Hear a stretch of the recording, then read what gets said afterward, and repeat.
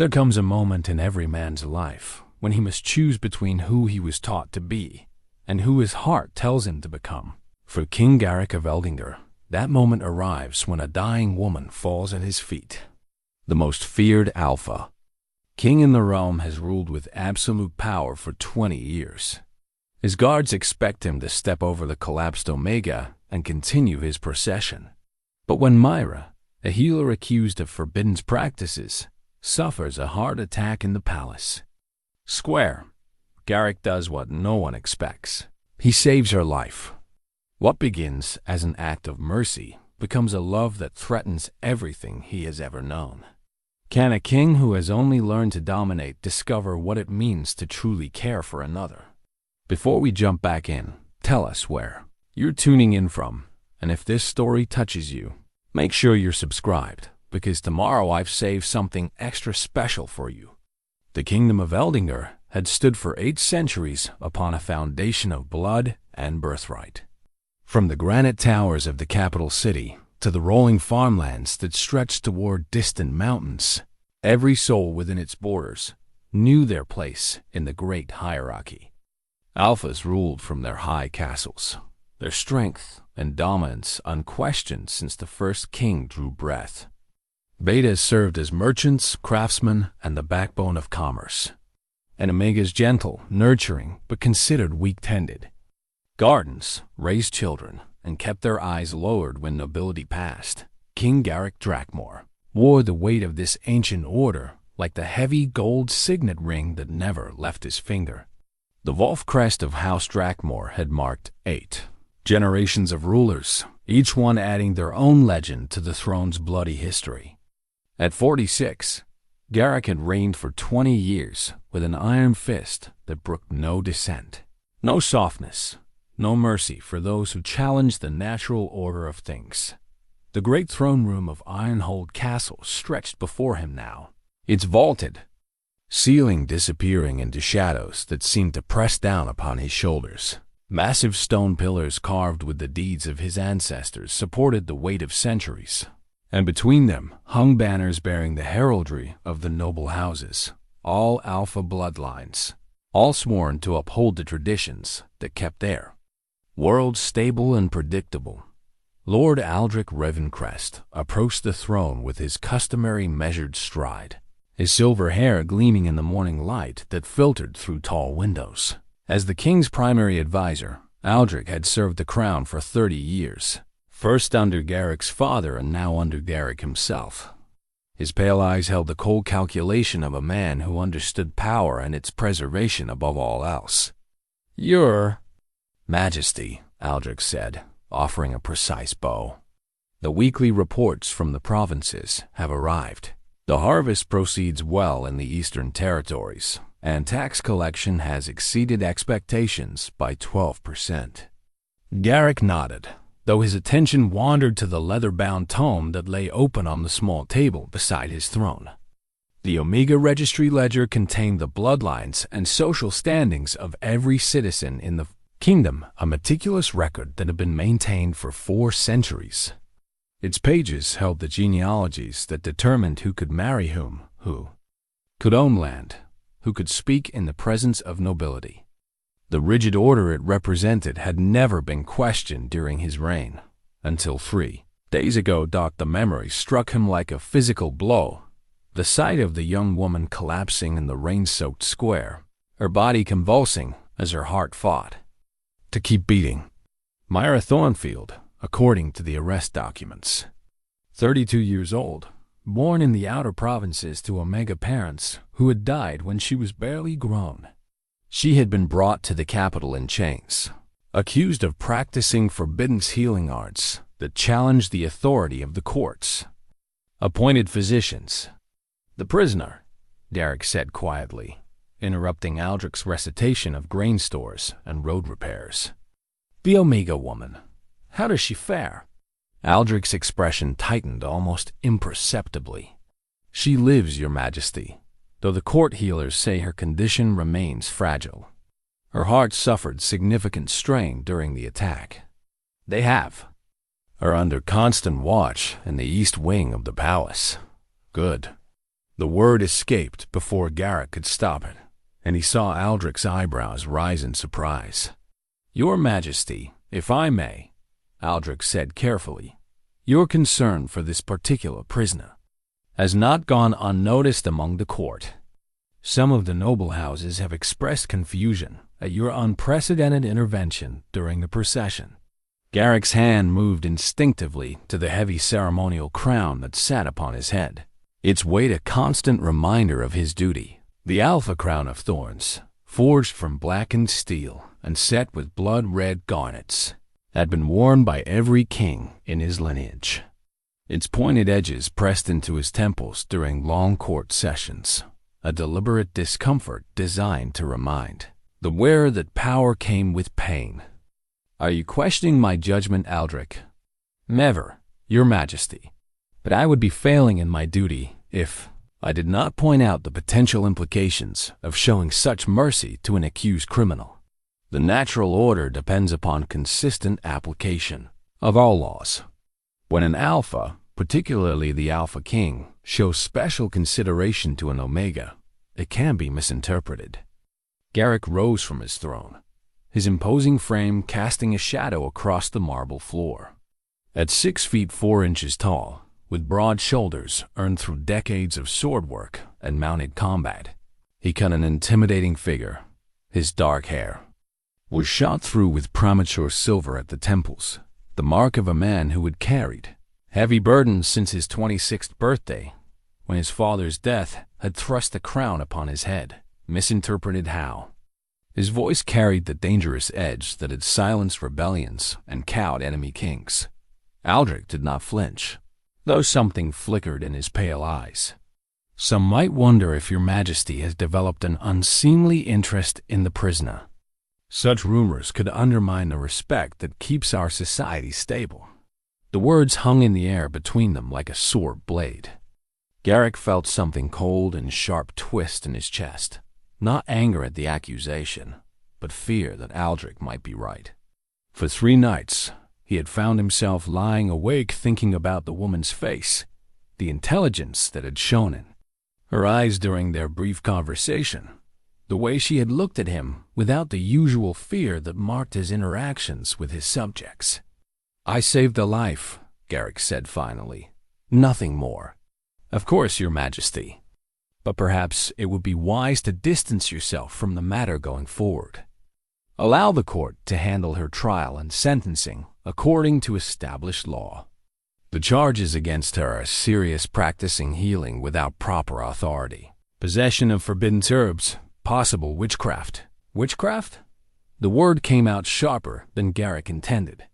The soldiers who arrested her found her treating a child's fever with remedies unknown to our approved physicians. The child recovered completely within hours of recovery that our healers deemed suspiciously rapid. Such abilities are traditionally associated with the darker arts. Garrick turned away from his advisor, walking to one of the tall windows that looked out over the capital city. Below, in the winding streets, he could see the daily life of his subjects' merchants hawking their wares. Children playing in the squares, servants hurrying about their duties. The sight usually filled him with satisfaction, knowing that his pages firm rule kept their world orderly and secure.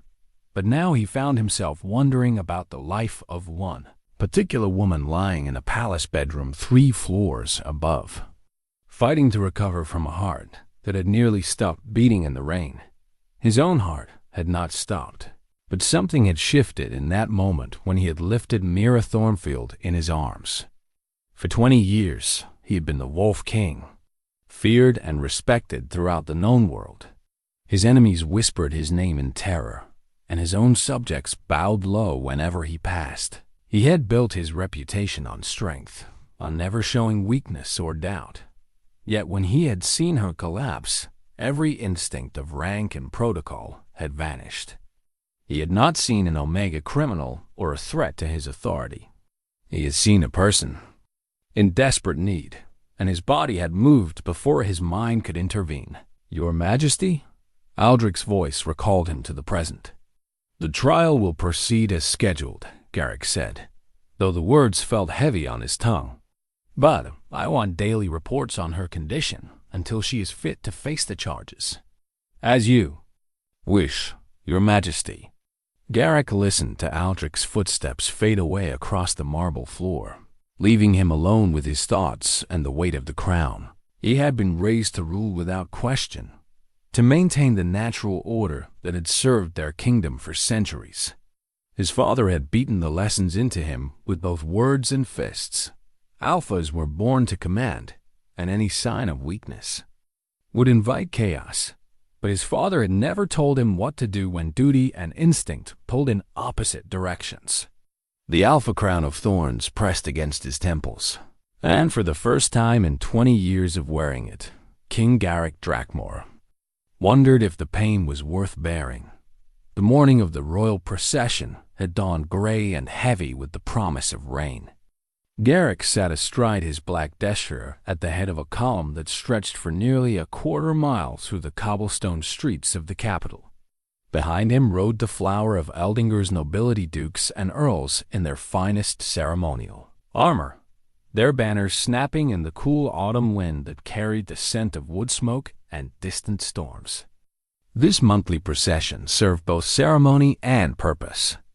It displayed the strength of the crown to the common folk, reminded them of the natural order that kept their world stable, and allowed Garrick to see firsthand how his kingdom fared. Merchants lined the streets to show their wares. Children pressed forward for glimpses of the legendary Wolf King, and parents pointed out the noble houses to teach their offspring the proper respect due to their betters. Captain Marcus Thorn rode at Garrick's right hand, his weathered face alert for any sign of trouble. At 42, Thorn had served as the king's personal guard for 15 years, rising through the ranks through a combination of unwavering loyalty and exceptional skill with a blade.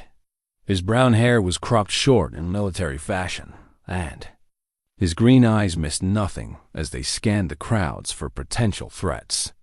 "Weather's turning, Your Majesty," Thorn observed, glancing at the darkening sky. "Should we consider shortening the route?" "The people expect to see their king," Garrick replied, though he too could feel the electricity in the air that promised. A storm, a little rain never hurt anyone. They had reached the central square of the capital, where the largest crowds always gathered. Here stood the ancient market cross, a stone monument erected by the first kings to mark the heart of their realm. Around its base, vendors had set up stalls selling everything from fresh bread to leather goods, and the press of people was thick as thought. It was here that Garrick first noticed the disturbance. A knot of his guards had formed near the eastern edge of the square, their voices raised in argument with someone he could not yet see. Captain Thorn was already urging his horse in that direction, hand moving instinctively to his sword hilt, when Garrick caught sight of what had drawn their attention. A young woman knelt in the mud between two mounted soldiers, her wrists bound with iron chains that caught the gray light.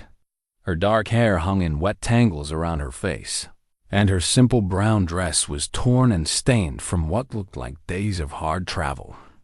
She struggled to rise as the guards argued over her breath coming in sharp gasps that spoke of exhaustion and something more, a distress that went deeper than mere physical fatigue. "What is the meaning of this?" Garrick's voice cut through the noise of the crowd as he rode closer, and the guards immediately straightened to attention. "Your Majesty," the senior guard said, offering a hasty salute. "This is the prisoner we were ordered to bring from Millhaven, Mira Thornfield, accused of practicing forbidden healing arts. She was supposed to be delivered directly to the palace dungeons, but the guard's words were cut off as the woman suddenly pitched forward, her face going deathly pale. Her bound hands pressed against her chest, and Garrick could see her struggling to breathe. The leather satchel that had been confiscated during her arrest lay in the mud nearby, its contents of dried herbs and glass vials spilled across the wet stones. "She's been complaining of chest pain since we entered the city," another guard said nervously. "But we thought she was just trying to delay. Mira Thornfield's eyes rolled back in her head, and she collapsed completely, her body convulsing, as her heart fought against whatever was wrong within her chest. Foam flecked her lips, and the terrible sound of her labored breathing carried clearly across the suddenly silent square. The guards stepped back uncertainly, looking to their captain for orders. In the rigid hierarchy of their world, an Omega, prisoner commanded little concern, especially one accused of crimes against the crown. The natural order suggested they should simply let events take their course. If she died before trial, it would save the trouble of formal execution. But Garrick found himself dismounting before a conscious thought could intervene. The crowd parted before him as he strode toward the collapsed woman, his boots splashing through puddles that reflected the gray sky above. Behind him, he could hear Captain Thorne's sharp intake of breath and the whispered conversations that rippled through the assembled nobility.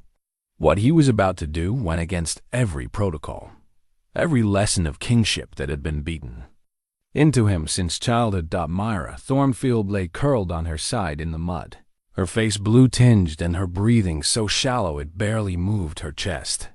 Her eyes had opened again, wide with the terror of someone who could feel death approaching, and they fixed on Garrick with a clarity that stopped him in his tracks. There was intelligence in those eyes, deep, unwavering intelligence that had nothing to do with formal education or noble breeding. There was also pain, but underneath the physical agony, he could see something else, a fierce will to live that reminded him of wounded soldiers he had seen on battlefields, fighters who refused to yield even when their bodies were failing them. "Your Majesty," one of the guards said hesitantly. "Perhaps we should—" Garrick knelt in the mud beside her, his royal robes soaking up the dirty water without regard for ceremony or appearance. His hands moved to her throat, feeling for the rapid, irregular pulse that confirmed what his eyes had already told him. Her heart was failing, the muscle spasming in her chest like a wild thing trapped in a cage too small to contain it. "Send for the court physicians," he commanded, and his voice carried clearly across the square. "Now, but your Majesty," the Dior senior guard protested. She is dying," Garrick said flatly, lifting Mira Thornfield in his arms as he rose to his feet. Her head fell back against his shoulder, and he could feel the irregular flutter of her heartbeat against his chest. "And I will not watch death claim anyone in my presence without a fight." The weight of her seemed impossibly light, as if the life was already draining from her body. Her skin felt cold and clammy against his hands, and her breathing continued to grow more labored with each passing moment. But her eyes remained fixed on his face, and in them he saw something that shook him to his core. Gratitude. When had anyone last looked at him with gratitude instead of fear? The ride back to the palace blurred into a nightmare of pounding hooves and urgent shouts. Captain Thorne had cleared the streets ahead of them, his voice booming orders that sent merchants and common folk scurrying out of the way. Behind them came the full procession of nobles, their ceremonial formation abandoned in favor of speed. In his arms, Mira Thornfield fought for each breath, her body racked with tremors that spoke of a heart pushed far beyond its limits. Garrick found himself speaking to her in low, steady tones, words of encouragement that he had never offered to anyone, promises that she would live to see another dawn. "Hold on," he murmured against her hair as they clattered through the palace gates. "Just hold on a little longer." The court physicians were waiting in the palace courtyard, their faces grave with professional concern and personal bewilderment. In all their years of service, none had been summoned to treat an Omega prisoner, especially not one carried in the arms of the king himself. But they were men of medicine first and politics second, and they moved with practiced efficiency as Garrick laid Mira on the stretcher they had prepared. "Her heart," the senior physician said after a quick examination, his weathered hands gentle as they checked her pulse and breathing. "It's in severe distress, likely brought on by exhaustion. poor treatment, and the shock of her arrest. "We need to get her to the infirmary immediately." As they carried her into the palace, Garrick caught one last glimpse of her face.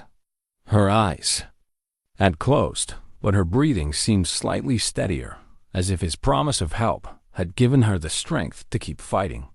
Her dark hair spread across the white linen of the stretcher like spilled ink, and something about the sight made his chest tighten in a way that had nothing to do with physical exertion. Standing in the courtyard, as the rain finally began to fall in earnest, King Garrick Drakmor realized that everything had changed. He had broken protocol, defied expectation, and shown mercy to someone his kingdom considered beneath notice. The nobles who surrounded him were silent, their faces carefully neutral as they processed what they had witnessed. In saving Mira Thornfield's life, he had revealed a side of himself that he had spent 20 years hiding from the world. The question now was whether that revelation would prove to be an act of wisdom or the first crack in the foundation of his reign. The palace infirmary occupied the eastern wing's second floor, its tall windows facing the morning sun to provide natural light for the physician's work.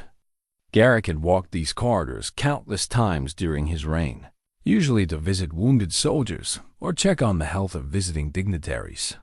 But he had never before spent 3 consecutive days in the same chair beside the same bed, watching over the slow recovery of someone the kingdom considered a criminal. Mira Thornfield lay still beneath white linen sheets, her breathing steady but shallow. The court physicians had worked tirelessly to stabilize her condition, using a combination of traditional remedies and careful monitoring to nurse her heart back from the brink of failure. The senior physician, Master Aldwin, had privately expressed amazement that she had survived the attack at all. Her heart had stopped beating for nearly 2 minutes before they had managed to restore its rhythm. "Our constitution is remarkable, Your Majesty," Aldwin had said during his morning report. "Most people would not have survived such trauma, especially given the poor conditions of her arrest and transport. She has the resilience of someone accustomed to hardship." Garrick removed the alpha crown of thorns from his head and set it on the small table beside his chair. The relief was immediate. Without its weight pressing into his temples, he could think more clearly, feel more deeply. It was a luxury he rarely allowed himself, but something about this place, this vigil, seemed to demand complete honesty. The door opened quietly, and Captain Thorne entered with his usual careful step. The loyal guard had made himself a constant presence during these 3 days, stationing himself outside the infirmary to ward off curious courtiers and ensure his king's safety. His weathered face showed the strain of sleepless nights, but his green eyes remained alert. "Any change, Your Majesty?" Thorne asked, settling into the second chair that had been brought for his use. "She woke briefly an hour ago," Garrick said, not taking his eyes from Mira's face. "Asked for water." Her voice was stronger than yesterday. Thorne nodded, though something troubled flickered across his expression. "Lord Aldrich has been asking when you plan to return to normal court duties. The weekly council meeting was postponed yesterday, and several diplomatic matters require your attention. Aldrich can handle routine business for a few more days." Garrick's tone carried a finality that discouraged further discussion, but Thorne had served him too long to be deterred by royal displeasure. "Your Majesty, with respect, the court is beginning to talk. Your presence here has not gone unnoticed, and some of the noble houses are concerned about the precedent being set." "What precedent?" "An Alpha King keeping vigil over an Omega prisoner. Some are suggesting it shows favoritism that could undermine the natural order. Others wonder if the strain of rulership has affected your judgment." Garrick's hands tightened on the arms of his chair, but he kept his voice level. "My judgment has never been clearer. I saved a life because it was the right thing to do. Nothing more, nothing less. I know that, Your Majesty. But appearances matter in statcraft. Lord Aldrich mentioned that Lady Catherine Blackmere has arrived early for the autumn court season. She's been asking when she might have an audience. With you. The mention of Lady Catherine brought a familiar weight of expectation settling over Garrick's shoulders. For 3 years, the noble houses had been pressuring him to remarry. His first wife had died in childbirth 15 years ago, taking their unborn son with her, and the kingdom needed an heir to secure the succession. Lady Catherine, daughter of one of the most powerful alpha houses, had been the favored candidate since her 18th birthday 2 years past. She was beautiful, well-educated, politically advantageous, and everything a proper alpha queen should be. She was also 20 years younger than him, possessed of the kind of brittle charm that came from a lifetime of knowing exactly what was expected of her, and about as interesting to him as a piece of furniture. "Tell Lady Catherine I will receive her when court business permits," Garrick said finally. A soft sound from the bed drew both men's attention.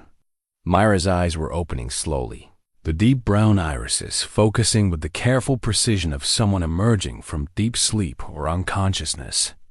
She blinked several times, then turned her head toward the 2 men watching her. "Your Majesty," she said, her voice barely above a whisper but clear. "You're still here." The words held neither surprise nor gratitude, simply a statement of fact, delivered with the kind of calm acceptance that spoke of someone accustomed to life's unexpected turns. Her gaze moved to take in the infirmary around her, the quality of the linens, the morning sunlight streaming through clean windows. "How do you feel?" Garrick asked, leaning forward in his chair. "Like my heart forgot how to beat properly for a while," she said with a faint smile that transformed her entire face. "But better now, much better. The physicians say you need several more days of rest before you'll be strong enough for—" Garrick stopped himself before saying "trial," the words suddenly feeling too harsh for this quiet moment. "Before I face the charges against me," Mira finished gently. "It's all right, Your Majesty. I understand my situation." Captain Thorne shifted uncomfortably in his chair, clearly uncertain about the proper protocol for this conversation. In the normal course of events, a king would not engage in casual dialogue with a prisoner, especially not one of Omega birth accused of serious crimes. "Tell me about the child," Garrick said, ignoring both protocol and his captain's obvious discomfort. "The one you were treating when they arrested you." Mira's eyes sharpened with interest and something that might have been defiance. "Little Sarah Millwright, 7 years old, burning with fever for 3 days. Her parents had spent everything they had on the approved physicians, but the fever only grew worse. And you cured her with forbidden remedies." "I cured her with willow, bark tea, honey, and cool compresses," Mira said simply. "The same treatments my grandmother taught me, and her grandmother taught her. Nothing forbidden about any of it except that I wasn't born into the right family to be allowed to practice healing." The bitterness in her voice was subtle but unmistakable. Garrick found himself studying her face more closely, noting the intelligence that Thorne had mentioned, the way she held herself despite her recent brush with death. There was strength in her bearing that had nothing to do with physical power, the quiet strength of someone who had faced hardship and emerged unbroken. "Your grandmother was a healer?" "3 generations of healers, Your Majesty. We served outer provinces where the approved physicians rarely venture. When people were sick or injured, they came to us because we were the only help available." Her voice grew softer. "We saved lives because that's what we were called to do. Not for gold or status, but because healing is a gift that shouldn't be hoarded by those with the right bloodlines." Captain Thorne made a small sound of warning. Such words could be interpreted as criticism of the Crown's policies, but Garrick held up a hand to silence him. "You believe the healing arts should be available to all?" "I believe suffering doesn't recognize bloodlines, Your Majesty. A fever burns just as hot in an Omega child as in an Alpha Lord. Pain cuts just as deep regardless of the social standing of the one who feels it." The simple truth of her words hit Garrick with unexpected force. In 20 years of rulership, he had rarely questioned the fundamental assumptions that governed his kingdom. The natural order placed alphas at the top because they were stronger, more decisive, born to lead. Omegas served supporting roles because they were gentler, more nurturing, naturally suited to follow rather than command. But looking at Mira Thornfield, seeing the fierce intelligence in her eyes, the quiet courage that had sustained her through arrest and near death, he found those assumptions beginning to crack. "Rest now," he said finally, rising from his chair and reaching for the crown he had set aside. The moment he placed it back on his head, he felt the familiar weight of duty settling over him like a heavy cloak. "We will speak again when you're stronger." As he moved toward the door with Captain Thorn, Mira's voice stopped him. "Your Majesty, thank you. For saving my life, I mean. I know it must have been difficult given who I am." Garrick turned back to meet her gaze, and for a moment, the crown's weight seemed lighter than it had in years. "Who you are," he said quietly, "may be the most important thing about you." The memories came to Garrick in fragments during the long nights when sleep eluded him. His father's voice, harsh with disappointment. "Weakness is a luxury kings cannot afford, boy. Show mercy once, and your enemies will see it as invitation." The sting of a leather strap across his shoulders, when he had dared to question why the Omega servants were beaten for small infractions. The cold silence that had followed his tears when his mother died. His father's disgust at such an unmanly display of grief. King Elder Drakmor had ruled for 37 years, with a reputation for absolute justice and merciless efficiency. He had crushed 3 rebellions, expanded the kingdom's borders, and left behind a realm that feared and respected the Wolf Banner in equal measure. He had also left behind a son who had learned to bury every soft impulse beneath layers of calculated control, until 3 days ago, when a dying woman's eyes had shattered every lesson about strength and weakness that Garrick had ever learned. The private royal gardens occupied a sheltered courtyard in the palace's heart, surrounded by high walls that kept out both wind and prying eyes. Ancient oak trees provided shade in summer and shelter in winter, while carefully tended flower beds added color throughout the changing seasons. It was here that Garrick had come seeking solitude, only to find Mira Thornfield sitting on a stone bench beneath the largest oak, her face turned toward the afternoon sun. She had been moved from the infirmary that morning, Master Aldwin declaring her strong enough for supervised movement around the palace. Her quarters were comfortable but secure, a guest room rather than a cell, though guards remained posted outside her door. The small silver key that unlocked the garden gate had been in Garrick's possession for 20 years, a refuge he had never shared with anyone. "I didn't expect to find you here," he said, settling onto the bench beside her with a care that surprised him.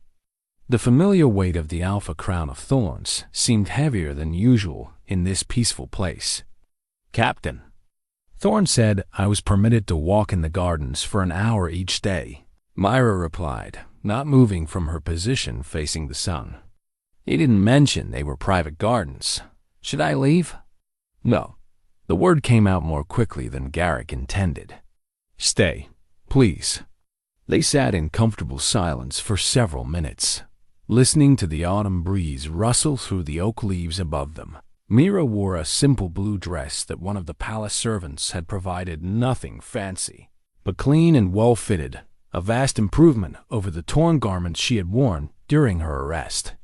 Her dark hair had been washed and braided simply, and the healthy color had returned to her cheeks. "You look better," Garrick observed. "I feel human again," she said with a small smile. "It's amazing what proper food and rest can do." "Your palace physicians are very skilled, though I suspect they're still puzzled about why they're treating an Omega prisoner with such care. Master Aldwin follows orders without question. It's one of his virtues, and the orders came from you." It wasn't a question. They did. Mira turned to study his profile, her brown eyes thoughtful. "Why? I mean, I'm grateful beyond words, but I have to wonder what moved the Wolf King to show such kindness to someone like me." The nickname made him wince slightly. "You've heard the stories. Everyone's heard the stories. The Alpha King who crushed the rebellion in the northern provinces without taking a single prisoner. The ruler who once had an entire village executed for harboring bandits. The man who has never shown mercy to anyone who challenged his authority." Her voice held no accusation, only curious interest. "But that man doesn't match the one who carried me to safety when my heart stopped beating." Garrick removed the crown from his head and set it on the bench between them, running his hands through his hair in a gesture that was purely human rather than royal. Perhaps the stories don't tell the whole truth. Or perhaps people are more complex than the legends that grow around them. He looked at her then, really looked, and saw something that shook him to his core. She wasn't afraid of him. Not the way his courtiers were afraid, with their careful words and nervous glances. Not the way his enemies were afraid, with their desperate schemes and trembling defiance. She looked at him with the calm regard of someone seeing past the crown and title to the man beneath. "Tell me about your childhood," he said, surprising them both with the request. "What would you like to know?" "Everything. What it was like growing up in the outer provinces. How you learned to heal. Why you chose to help others despite the risks." Mira settled back against the bench, her expression growing distant with memory. "I was born in Millhaven, a small farming community about 3 days' ride from here. My parents died when I was 14, a fever that swept through the village one winter. My grandmother took me in and began teaching me the healing arts. It must have been difficult, losing your parents so young." It was. But grandmother used to say that loss teaches us the value of what remains. She had lost her own husband years before, and her way of honoring his memory was to serve others. She taught me that healing isn't just about herbs and remedies. It's about seeing the person beneath the suffering and believing they're worth saving. The words struck Garrick with unexpected force. How long had it been since anyone had looked at him and seen a person worth saving rather than a king to be feared or obeyed? "She sounds like a wise woman." She was. She also told me that the nobilities' laws against Omega healers were born from fear rather than wisdom. The approved physicians guard their knowledge jealously because they know that healing comes from compassion as much as training. And compassion can't be restricted by bloodlines. "You're not afraid to speak your mind, are you?" Mira's smile held a hint of mischief. "What's the worst that could happen? I'm already facing trial for practicing forbidden healing. Speaking honestly to the king hardly makes my situation worse." "It could," Garrick said seriously.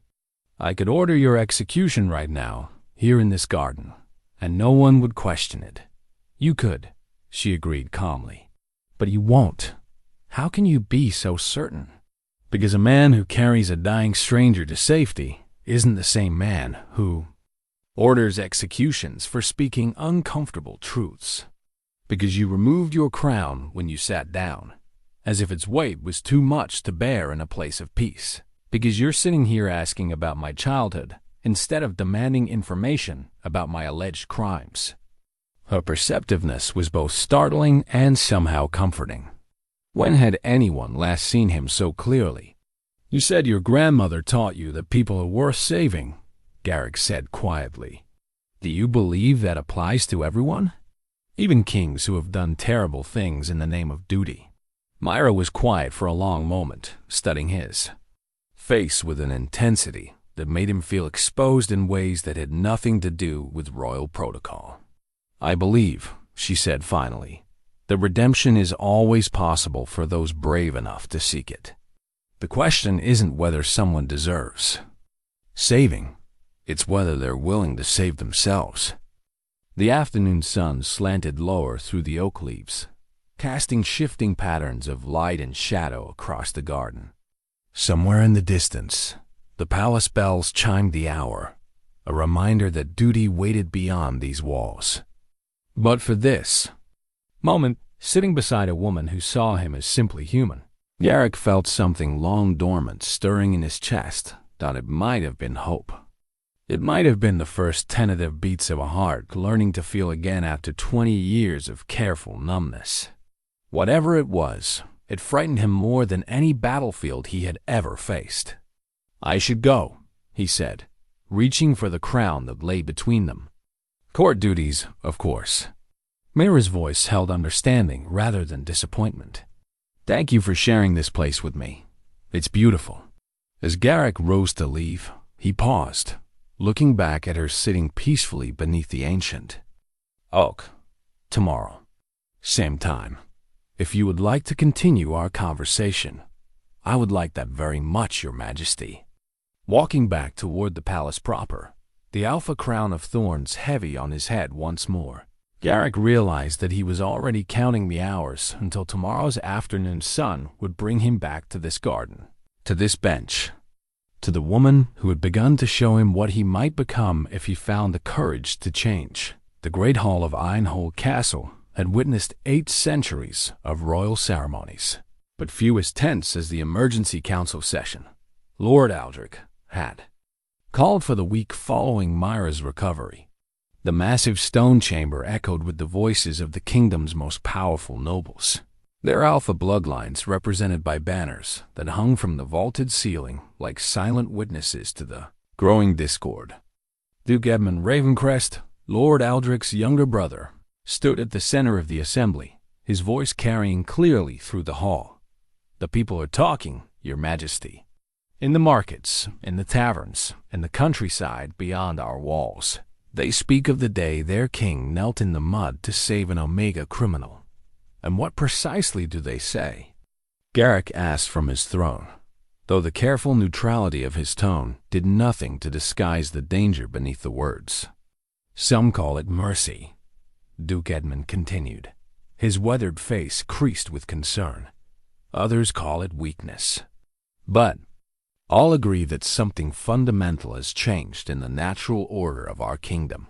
Earl Blackwood, a thin man with prematurely gray hair, stepped forward to add his voice to the discussion. "The provincial governors report increased unrest among the Omega populations. They interpret Your Majesty's actions as a sign that the old restrictions might be relaxed. Some have even begun practicing healing arts openly, claiming royal precedent." The Treaty of Castes lay open on the table before Garrick's throne, its ancient parchment yellowed with age, but its words still binding after 4 centuries.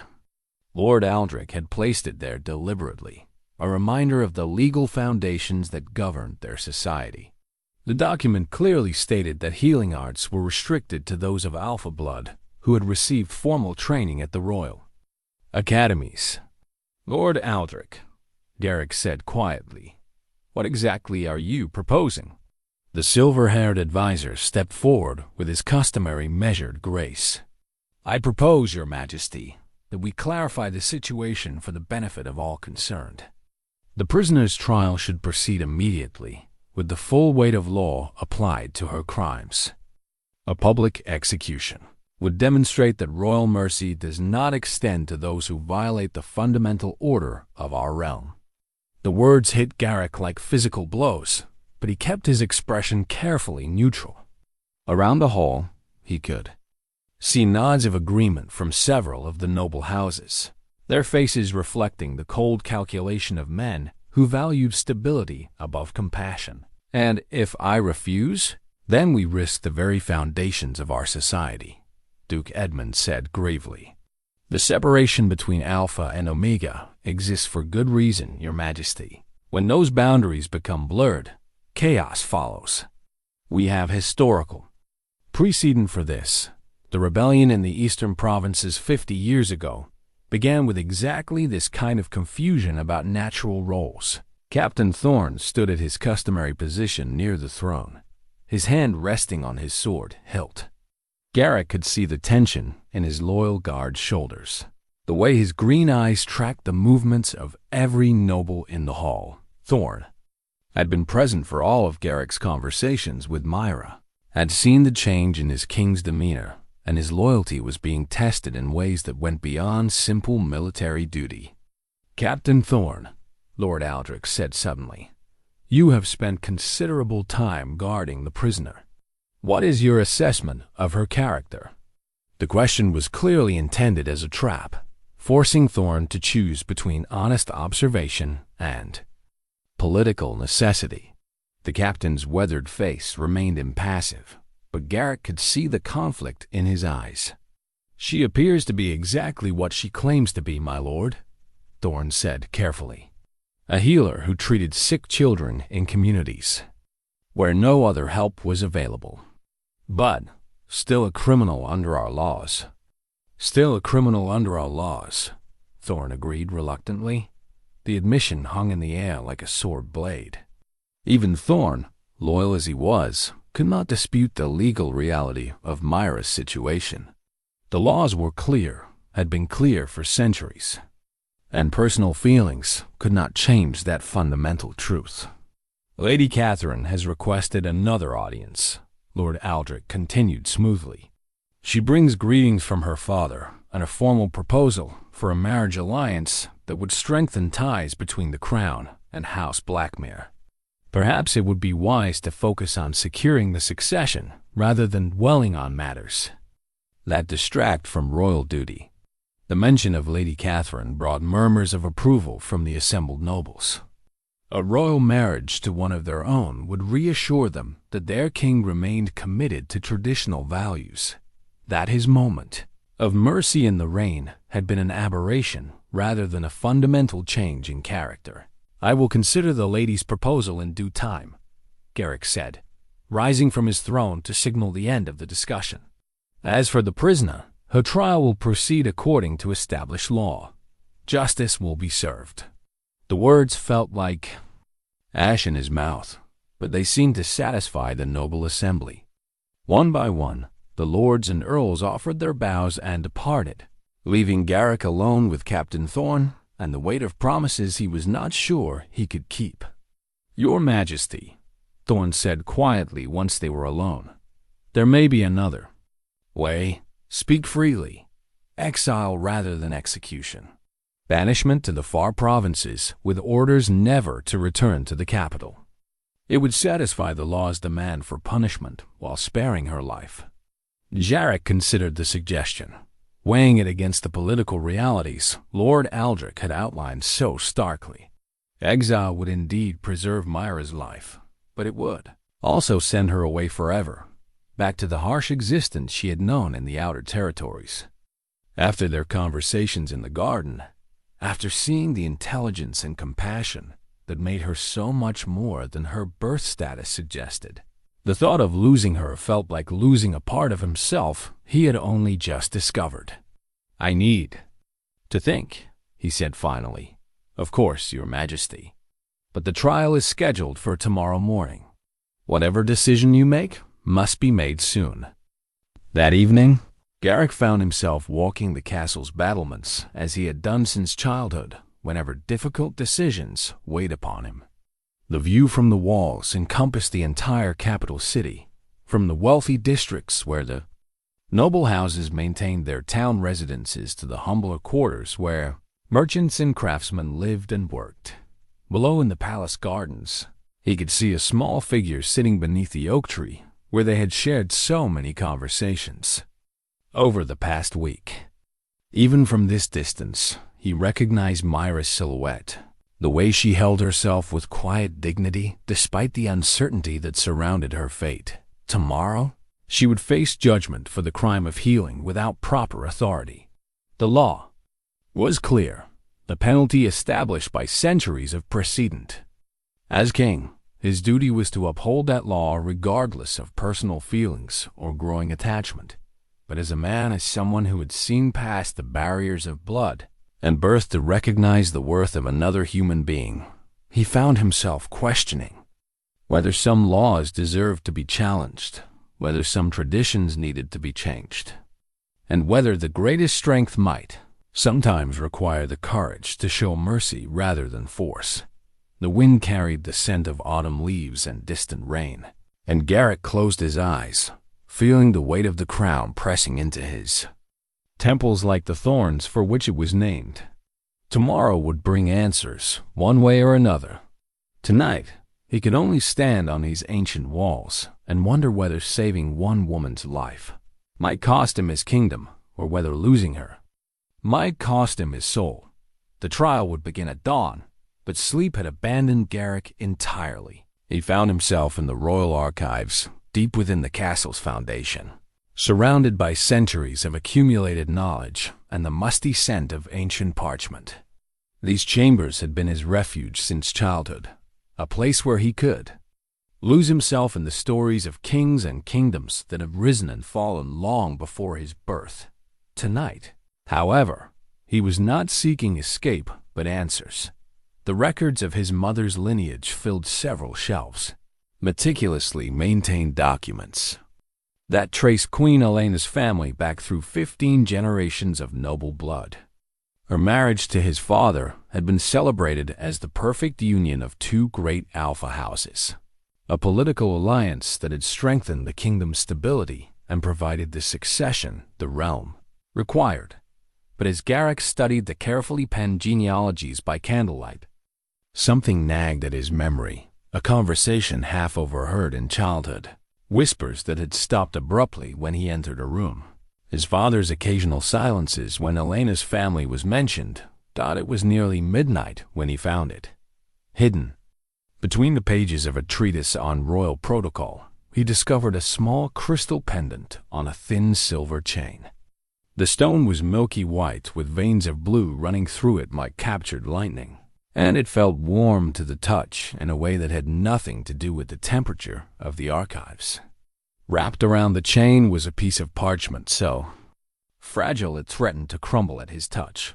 The handwriting was his mother's, elegant script that he remembered from childhood letters and bedtime stories.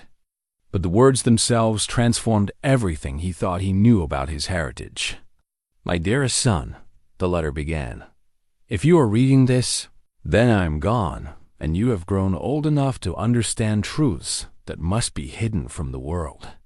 The pendant you hold belonged to my grandmother, passed down through generations of women who possess the gift of healing.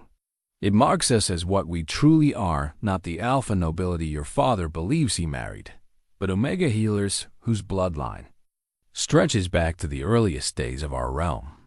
Garrick's hands trembled as he continued reading, the candlelight casting dancing shadows across words that rewrote his entire understanding of himself. "I was 14 when my parents arranged my marriage to your father, seeing it as the ultimate triumph. Their Omega daughter elevated to the throne through careful deception and forged documents. They believed, as I came to believe, that bloodlines matter far less than the content of one's character. I loved your father deeply, and he loved me, though he never knew the truth of what I was.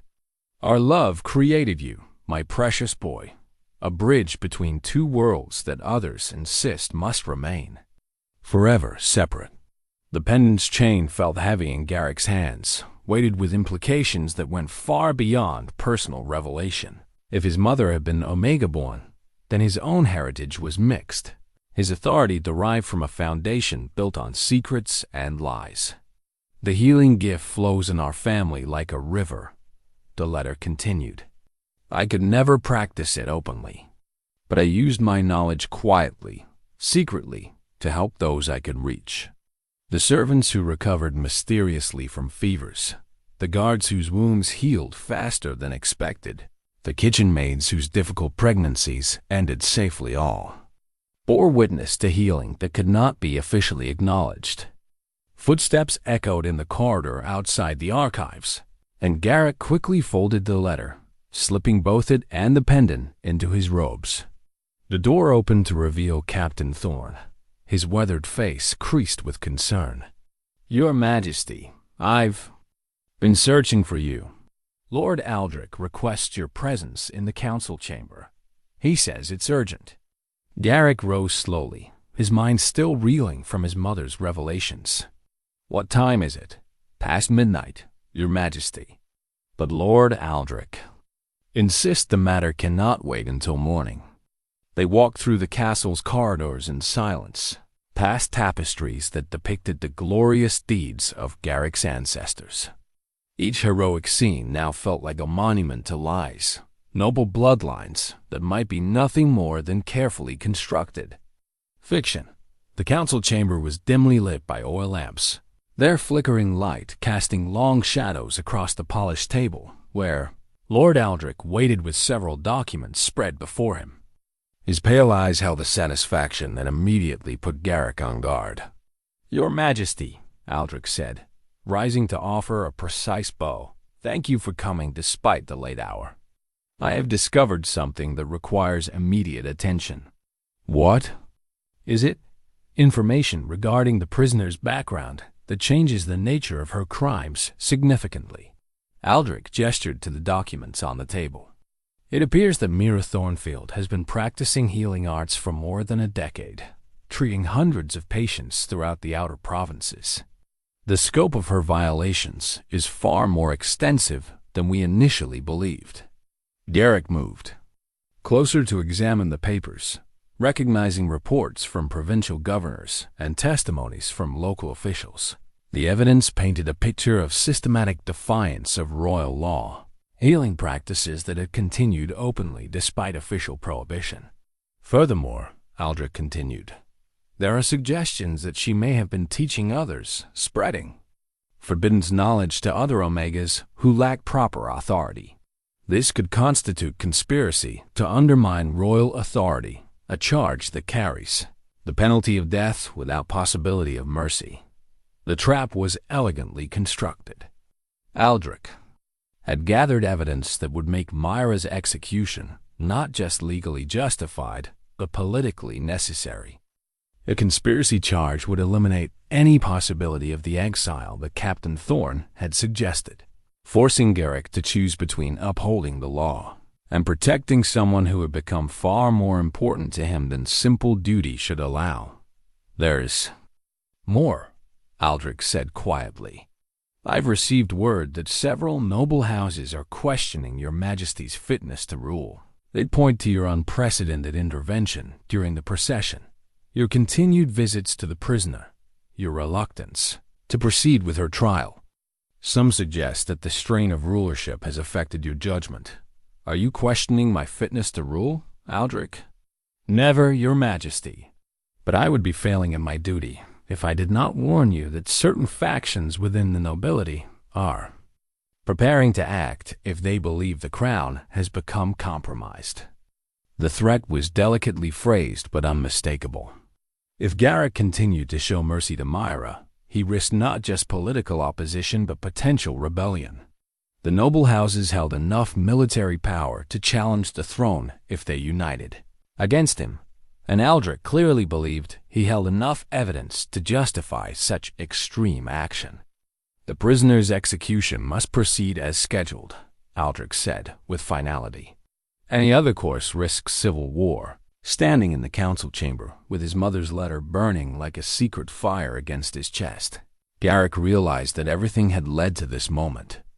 The choice between the king he had been raised to be and the man he was beginning to discover himself capable of becoming, between the safety of tradition and the dangerous possibility of change, between losing Mira forever and risking everything he had ever known for the chance to build something better. "Schedule the execution for noon tomorrow," he said finally, watching satisfaction bloom across Aldrich's pale features. "Let it be public so all may witness the price of defying royal authority." But as he spoke the words that seemed to seal Mira's fate, Garrick's hand moved unconsciously to the pendant hidden beneath his robes. His mother had lived her entire adult life hiding her true nature, using her healing gifts in secret while presenting a false face to the world. Perhaps it was time for her son to stop hiding as dawn broke gray and cold over Ironhold Castle, the kind of cheerless morning that seemed to leach color from the world. In just 6 hours, Mira Thornfield would face the executioner's block in the castle's main courtyard, her death serving as a reminder to all who might consider challenging the natural order of the realm. Garrick stood in his private chambers, fully dressed in the ceremonial robes of judgment, deep blue silk embroidered with silver wolves, the traditional garments worn by kings when presiding over executions. The alpha crown of thorns sat heavily on his head, its pointed edges pressing into his temples with each beat of his heart in his hands. He held his mother's letter and the crystal pendant that had changed everything. A soft knock at the door interrupted his thoughts. Enter. Captain Thorne stepped into the chamber, his weathered face grave with the weight of the morning's duty. Your Majesty, the preparations are complete. The scaffold has been erected, and the witnesses are beginning to gather. How many? Nearly the entire court, Your Majesty. Lord Aldrich has also invited representatives from the provincial nobility and several foreign ambassadors. He says it's important that word of today's justice spreads throughout the known world. Garrick nodded, understanding the political calculation behind the grand spectacle. Mira's execution would serve multiple purposes, demonstrating royal authority to his own subjects, warning potential rebels of the consequences of defiance, and reassuring neighboring kingdoms that Eldengar remained committed to traditional values. And the prisoner? She has requested no final meal, no priest, no ceremony. She asked only for writing materials to compose a letter. Thorne paused, something unreadable flickering across his expression. She also asked me to give you this. The captain extended a small piece of folded parchment, sealed with a drop of wax. Garrick took it with hands that trembled slightly, though whether from fear or anticipation he could not say. The letter was brief, written in a clear, steady hand that showed no trace of fear or desperation. Your Majesty, thank you for showing me that kindness still exists in this world, even in the most unexpected places.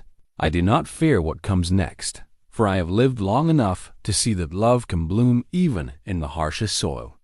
Remember that mercy is not weakness, and that the greatest kings are remembered not for their conquests, but for their compassion. Whatever the future holds, I am grateful to have known you. Mira. The words hit Garrick like physical blows, each sentence a reminder of what he was about to lose. In the week since her recovery, Mira had become more than just a prisoner whose life he had saved. She had become a mirror in which he could see the man he might have been could still become, if he found the courage to choose compassion over tradition. Captain, he said quietly, summon Lord Aldrich to my chambers immediately. Your Majesty? Do it now. Thorne departed with military efficiency, leaving Garrick alone with his thoughts and the weight of the decision that would define the rest of his reign. Outside his windows, he could hear the sounds of the gathering crowd, the excitement that always accompanied public executions. The people loved their spectacles of justice, the reassuring demonstration that their world remained ordered and predictable. Lord Aldrich arrived within minutes, his pale eyes bright with satisfaction. Your Majesty, the hour approaches. Shall I escort you to the courtyard? Not yet. Garrick moved to his writing desk, withdrawing a piece of parchment and taking up his pen. First, I have something to show you. He wrote quickly, the words flowing with a certainty that surprised him. When he finished, he set the pen aside and looked up to find Aldrich watching him with growing puzzlement. What is that document, Your Majesty? A royal decree, Garrick said simply. Effective immediately, it abolishes the restrictions on healing practices based on bloodline. Any citizen of Eldengar who possesses knowledge of the healing arts may practice them freely, regardless of their birth status. The color drained from Aldrich's face. Your Majesty, you cannot be serious. Such a decree would undermine the very foundations of our society. Would it? Or would it simply acknowledge that suffering knows no bloodlines and that healing should be available to all who need it? Garrick rose from his chair, the royal decree in his hand. This morning, Mira Thornfield will not face execution. She will receive a royal pardon and be appointed as the kingdom's first Omega Corps physician. This is madness. Aldrich's composure finally cracked, his voice rising to a near shout. The noble houses will never accept such a revolutionary change. They will see it as the first step toward dismantling everything that has kept our kingdom stable for centuries. Then, perhaps, Garrick said quietly, it's time to build something better.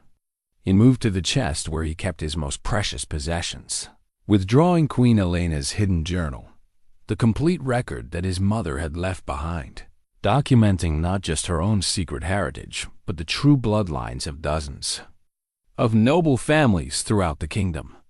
Lord Aldrich, he said, placing the journal on the desk between them, I want you to read something.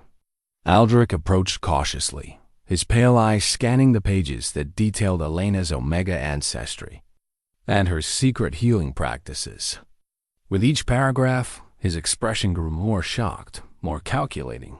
Your mother was Omega-born, Garrick confirmed, which makes my own bloodline mixed, my authority derived from the very genetic diversity that our laws claim to prohibit.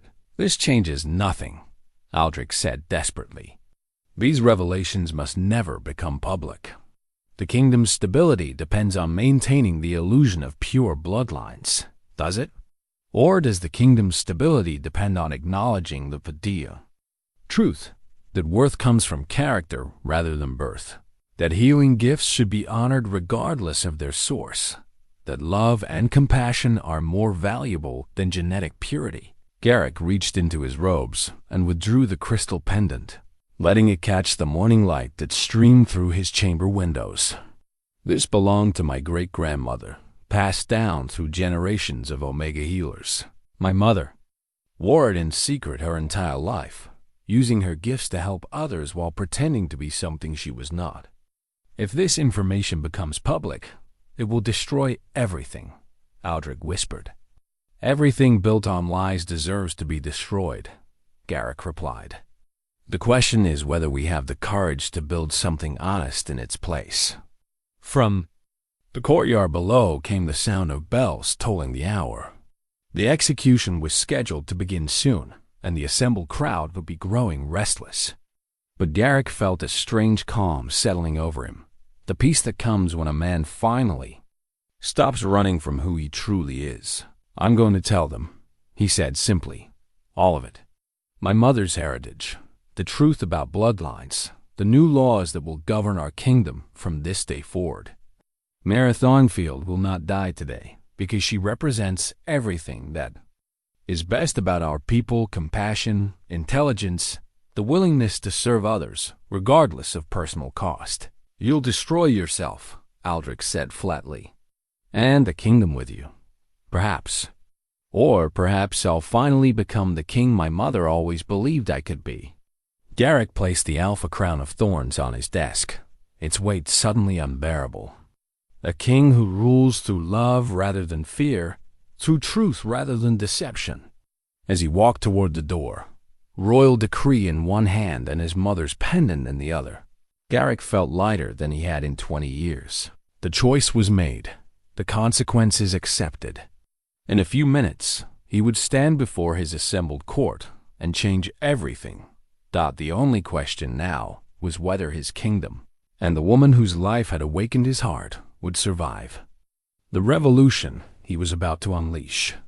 The great courtyard of Ironhold Castle had been transformed into an amphitheater of judgment.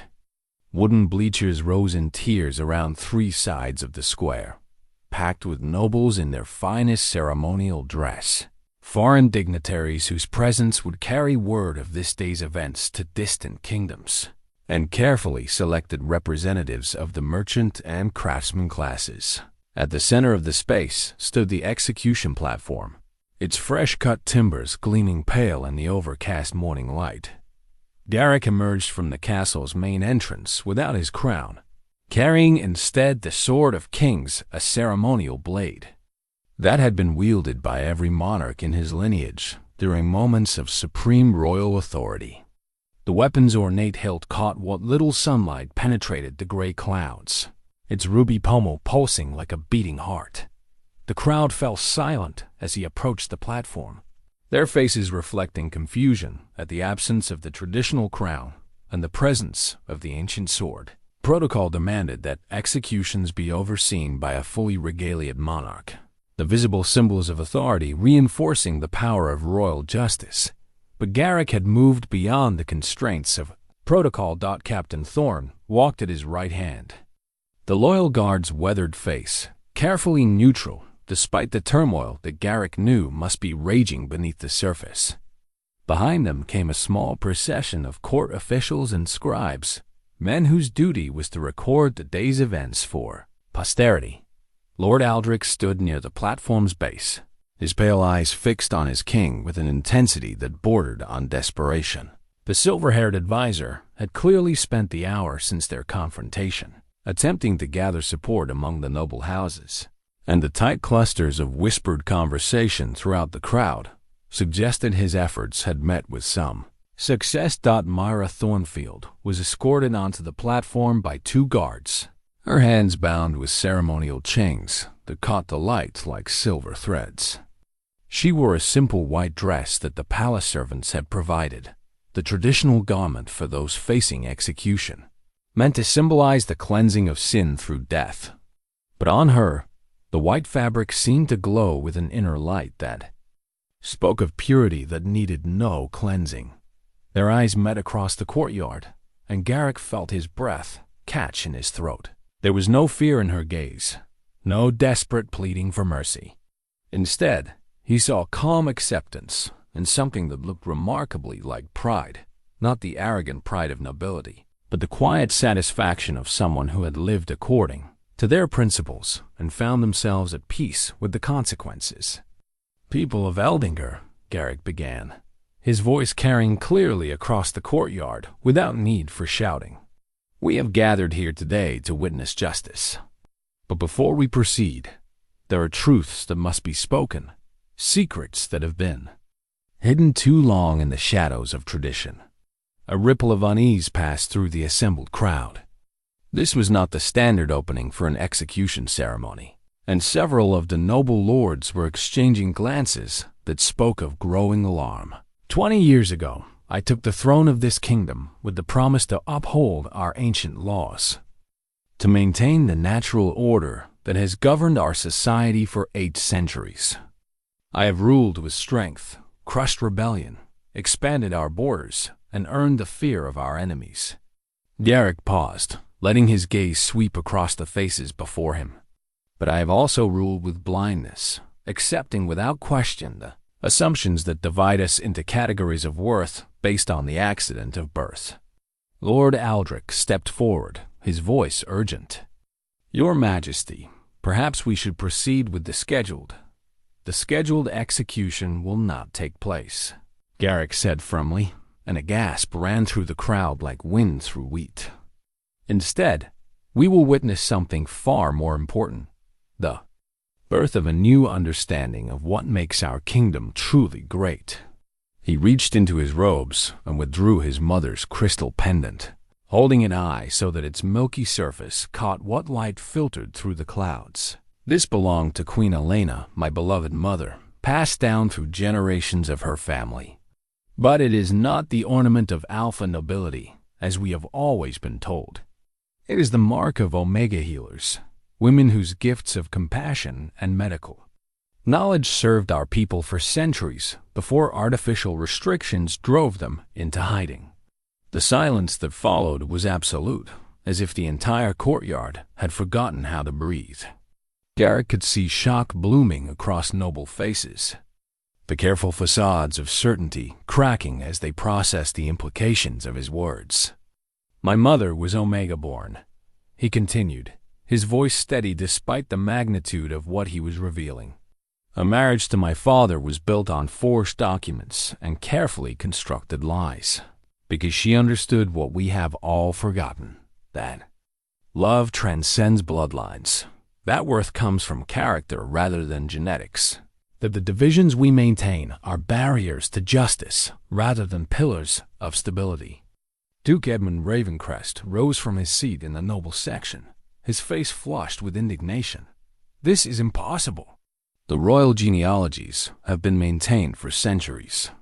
If what you claim were true, then everything we've believed about the purity of bloodlines is false, Garrick finished.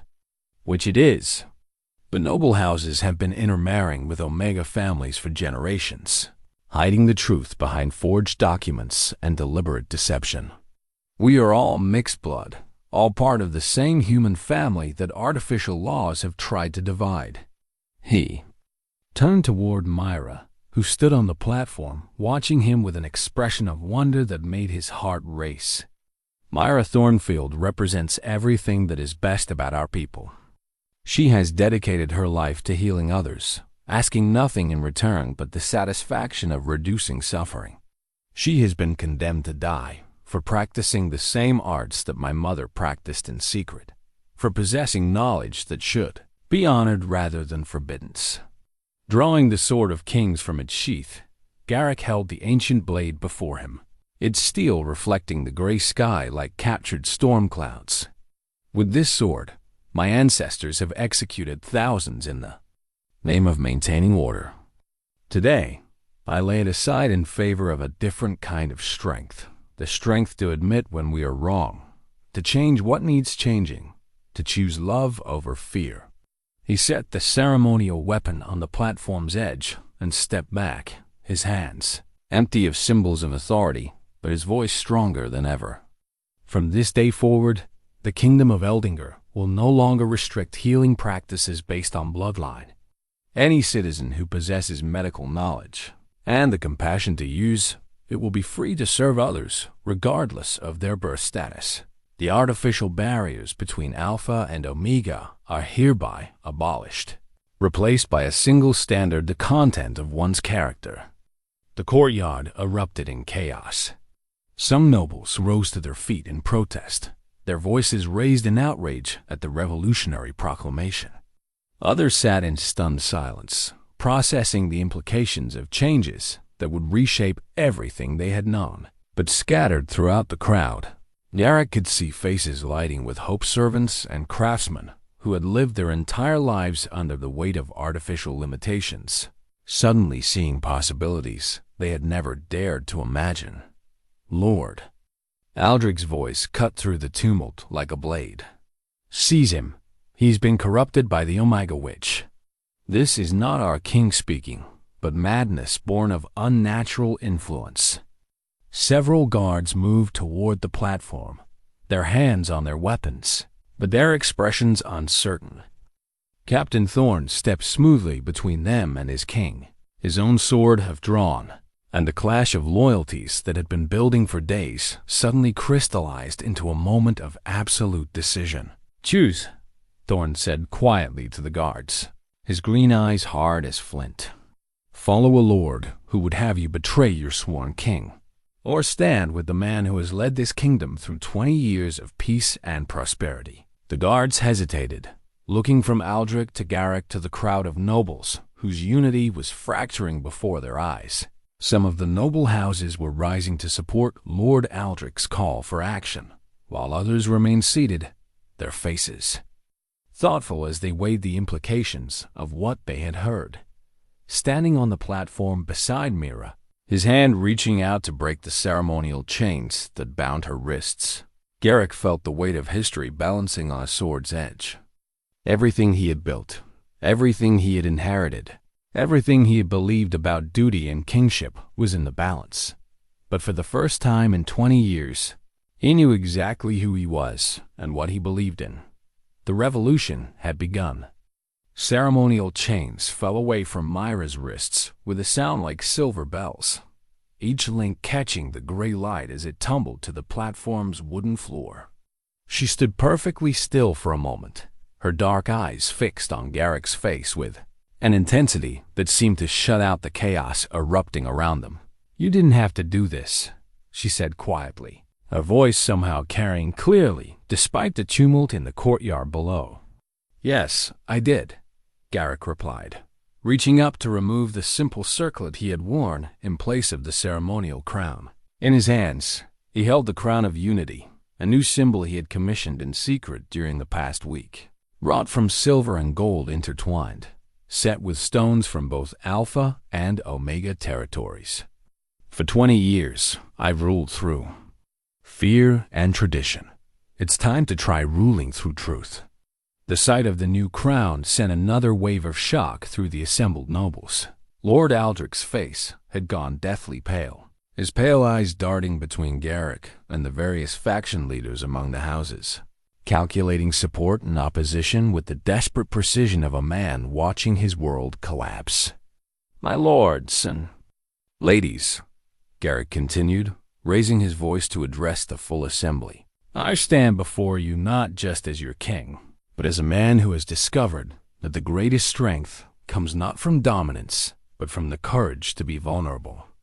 This woman," he gestured toward Mira, "has shown me what true nobility looks like. Not the accident of bloodline, but the choice to serve others regardless of personal cost." Duke Edmund Ravencrest stood again, his weathered face flushed with indignation. "This is madness, your majesty. You would overturn 8 centuries of law for the sake of one Omega criminal? I would overturn 8 centuries of injustice for the sake of building something better," Garrick replied firmly. "And Mira Thornfield is no criminal. She is a healer who saved lives when no one else would help, a woman of intelligence and compassion who represents everything our kingdom should aspire to become." Lord Aldrich stepped forward, his voice cutting through the crowd noise with practiced authority. "Enough. Guards, arrest the prisoner and restore order to this assembly. His Majesty has clearly been influenced by dark arts. The only dark art here is the lie we've been living." Garrick interrupted, his voice carrying the full weight of royal command. "Captain Thorn, as my most trusted guard, I ask you to bear witness to what I'm about to say." Thorn nodded gravely, his hand still resting on his sword hilt as he watched the fractured noble assembly for signs of organized resistance. "Lords and ladies of Eldengar," Garrick said, turning to face the crowd while keeping Mira at his side, "I hereby announce my intention to take Mira Thornfield as my queen, not despite her Omega heritage, but because of the strength and wisdom that heritage has given her." The announcement hit the courtyard like a thunderclap. Several noble ladies actually swooned, while others rose to their feet in protests that drowned out all other sound. Lady Catherine Blackmere, who had been watching from the noble section with growing horror, stood with tears streaming down her face, whether from grief or relief.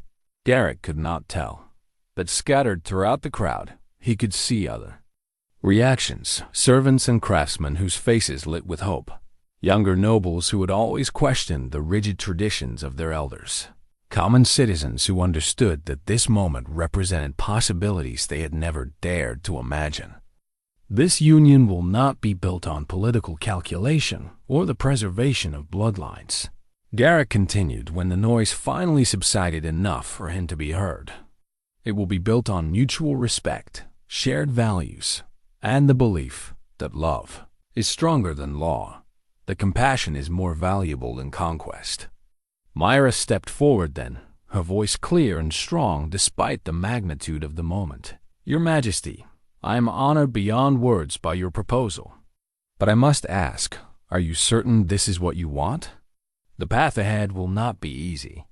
There will be those who never accept the changes you're making, who will see our union as an abomination, rather than a symbol of hope." "I have never been more certain of anything in my life," Garrick replied, taking her hands in his. "You have shown me what I could become if I found the courage to change.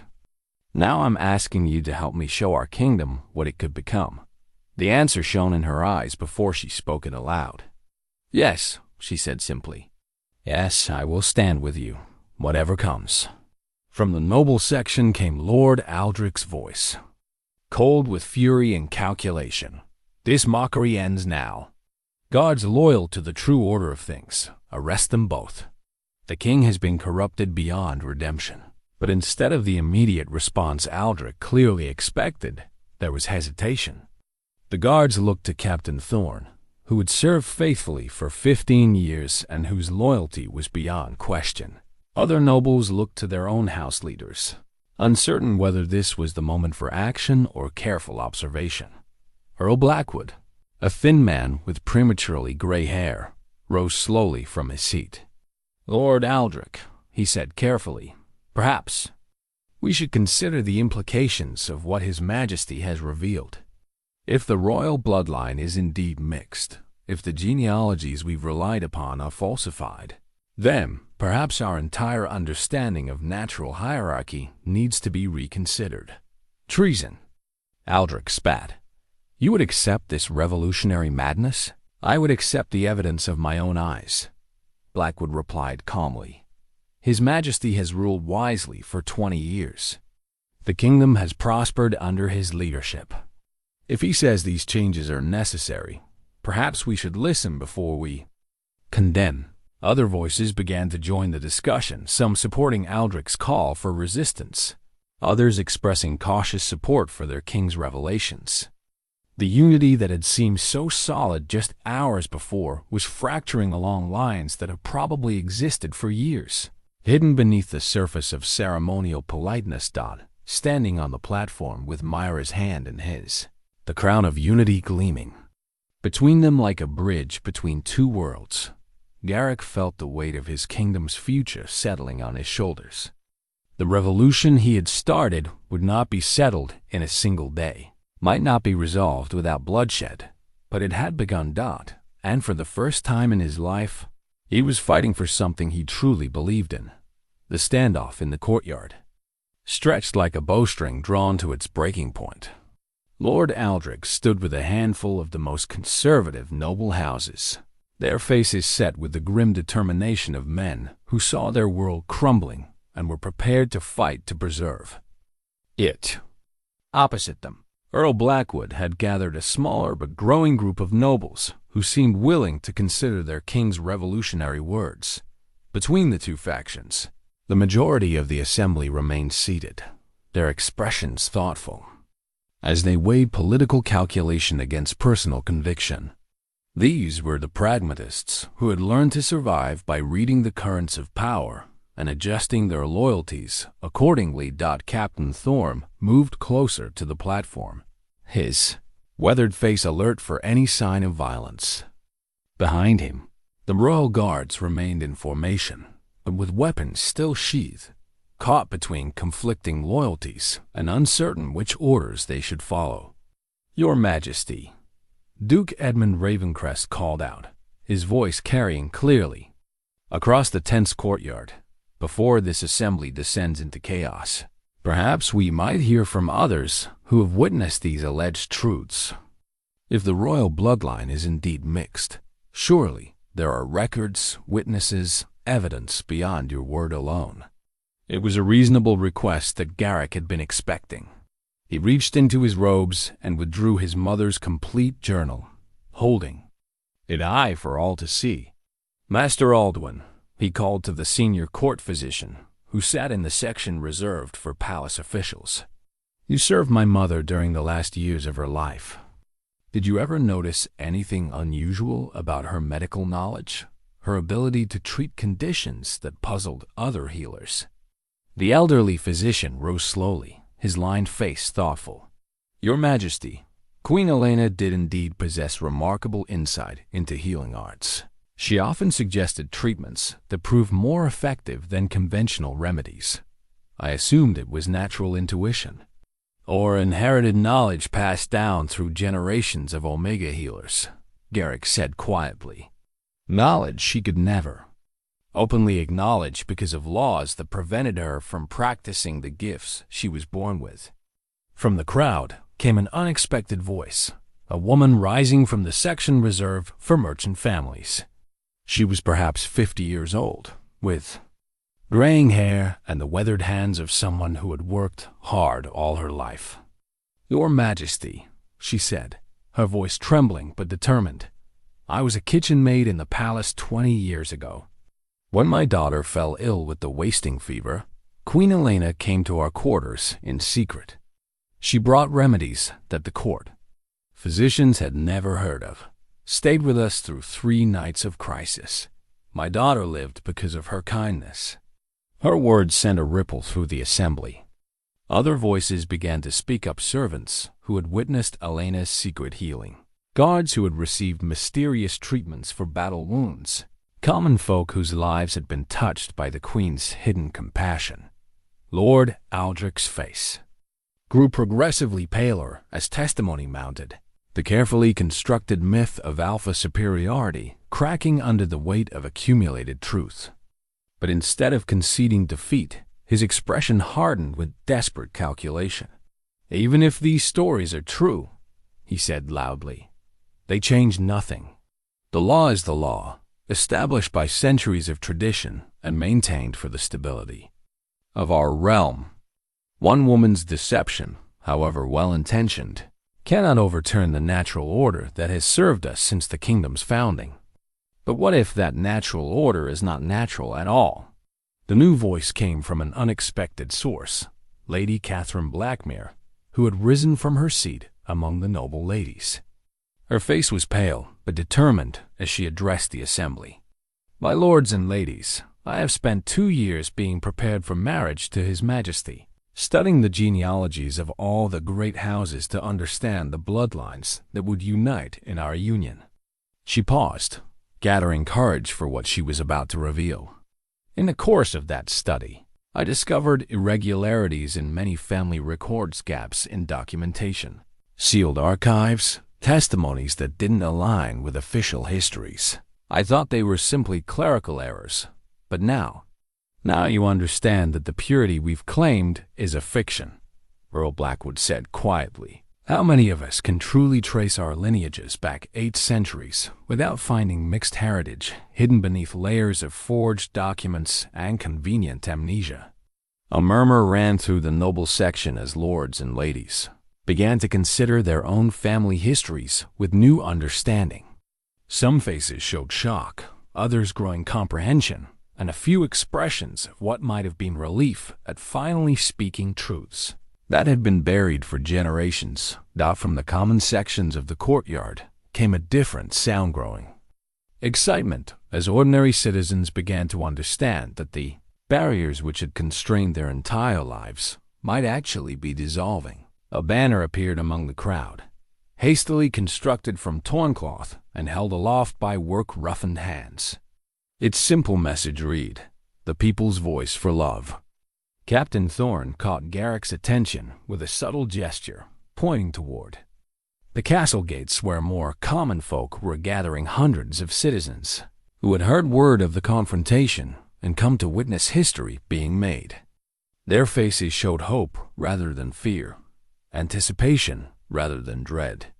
"Lord Aldrich," Garrick said, his voice carrying clearly across the courtyard, "you speak of stability and tradition, but look around you. The people of this kingdom are not rising in rebellion against change. They are embracing it. They understand what you refuse to see, that justice delayed is justice denied, that artificial barriers serve no one but those who profit from maintaining them. The common rabble cannot be trusted to understand the complexities of governance," Aldrich replied desperately. "They lack the education, the breeding, the natural authority. They lack nothing but opportunity." Mira interrupted, stepping forward to address the assembly for the first time. Her voice was calm, but carried an authority that had nothing to do with bloodlines or titles. "I have lived among them my entire life, seen their strength and wisdom, their capacity for love and sacrifice. They are not rabble, they are the foundation upon which this kingdom stands." Her words drew cheers from the common sections, but also nods of agreement from several noble houses. The tide of opinion was clearly shifting, though Aldrich's faction remained rigid in their opposition. "Captain Thorne," Garrick said formally, "as the senior guard of this realm, I ask you to witness my oath. I swear by my crown, my sword, and my honor that the changes proclaimed today will be implemented with justice and mercy. No noble house will be persecuted for past deceptions, no family punished for hidden heritage. We move forward together, or we do not move at all." Thorne stepped forward and knelt on one knee, his weathered face solemn with ceremony. "Your Majesty, I have served you faithfully for 15 years, and I will continue to serve the crown and the just laws you proclaim. You have my sword, my loyalty, and my trust." One by one, other guards followed his example. First the palace guard, then the ceremonial escorts, finally even some of the provincial soldiers who had accompanied the visiting nobles. The sight of military loyalty crystallizing around their king seemed to break the last resistance among the pragmatic nobles, who began rising to offer their own grudging acceptance. Lord Aldrich stood alone now, with only the most conservative houses, his pale eyes blazing with fury and calculation. "This is not over," he said quietly, his words carrying despite their softness. "You may have won today's confrontation, but the forces you're unleashing will destroy everything we've built. Mark my words, within a year, this kingdom will be torn apart by chaos born of revolutionary madness." "Perhaps," Garrick replied calmly, "but it will be honest chaos, built on truth rather than lies. And from that chaos, we will build something worthy of the people who call this realm home." As Lord Aldrich strode from the courtyard with his remaining supporters, Garrick felt a weight lifting from his shoulders that had nothing to do with crowns or ceremonial burdens. Around them, the assembly was dissolving into smaller groups, some celebrating, others debating, all processing the magnitude of what had just occurred. Standing beside Mira on the platform where she had been scheduled to die, surrounded by the evidence of a kingdom choosing love over fear, Garrick finally understood what his mother had tried to teach him in her hidden letter. True strength came not from dominance, but from vulnerability. Not from maintaining power, but from sharing it with those brave enough to help carry the burden. The revolution was far from over, but its first victory belonged to hope. 6 months had passed since the day that would come to be known as the Revelation, and the kingdom of Eldengar had settled into a new rhythm that felt both strange and natural, like a bone healing after being properly set. The great hall of the Iron Castle had been transformed for the royal wedding, its stone walls draped with banners that bore both the traditional wolf crest of House Drakmor and new symbols representing the unity of all the kingdom's people.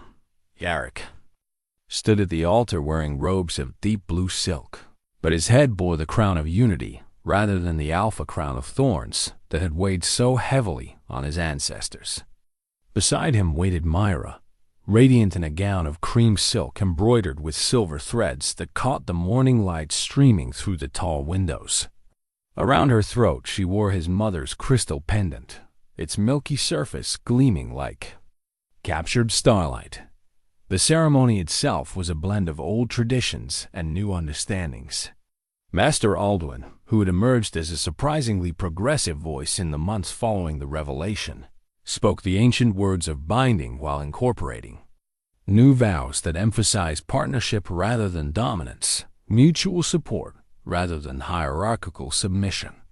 "Do you, Garrick of House Drakmor, King of Eldengar, take this woman as your equal partner in ruling this realm, promising to honor her wisdom, trust her judgment, and share with her both the burdens and joys of the crown?" "I do so swear," Garrick replied, his voice carrying clearly through the hall packed with nobles, commoners, and foreign dignitaries who had come to witness this unprecedented union.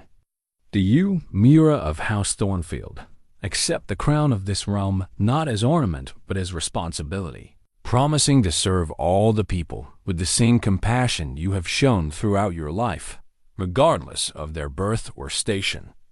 "I do so swear," Mira said, her voice steady despite the magnitude of the moment.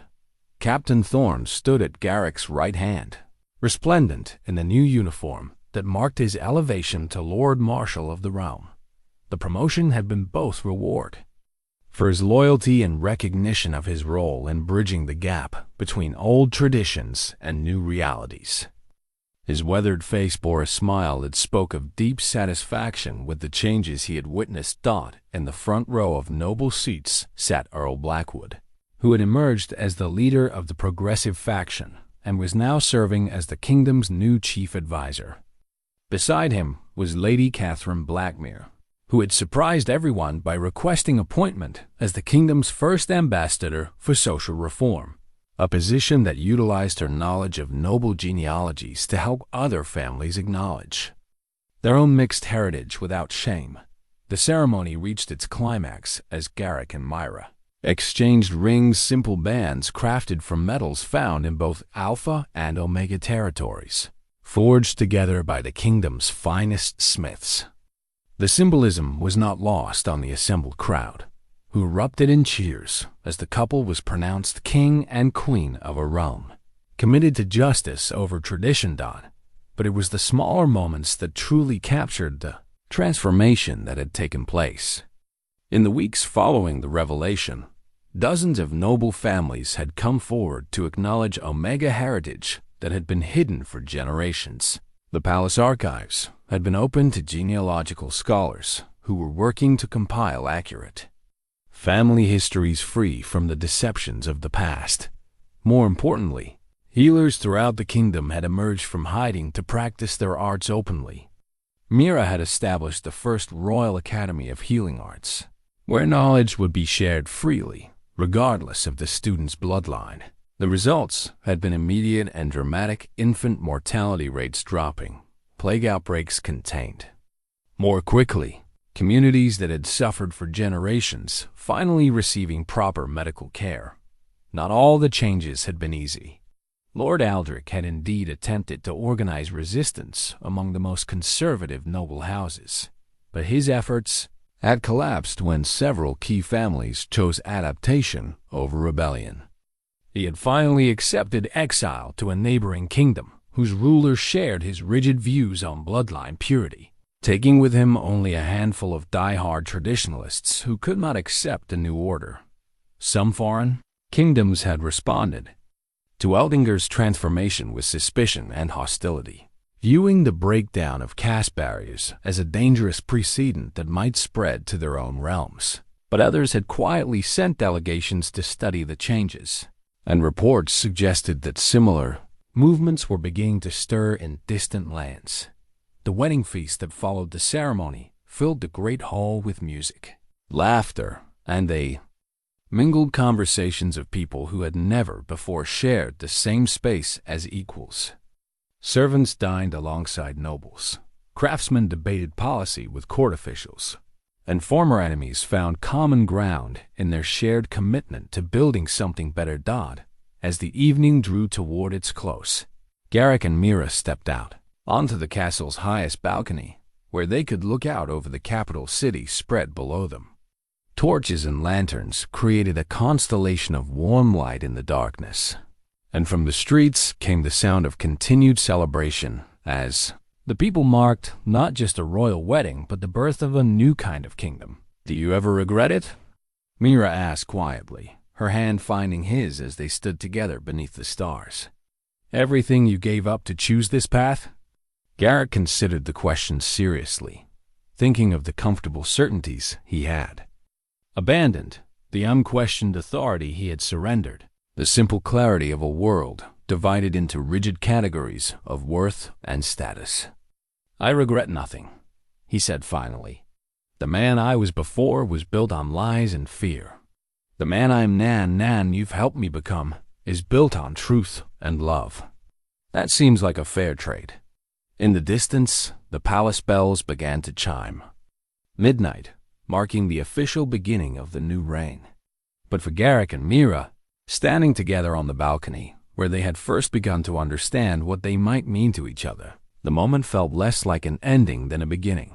The kingdom they now ruled together would face challenges: economic disruption from the breakdown of old labor systems, resistance from neighboring realms, the growing pains inevitable in any period of dramatic change.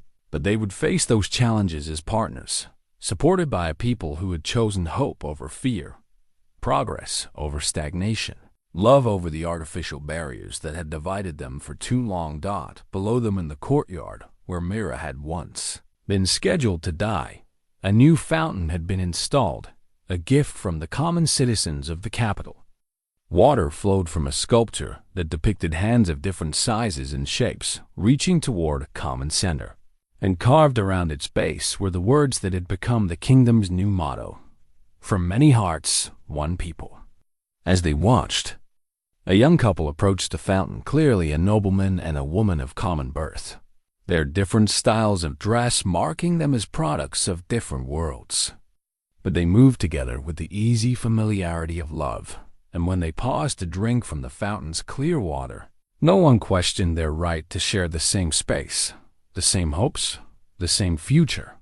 That, perhaps more than any ceremony or proclamation, was the true measure of how much had changed in the 6 months since a dying woman had collapsed at a king's feet and awakened something in him that had been sleeping for far too long, standing beside the woman who had taught him that the greatest strength comes from vulnerability.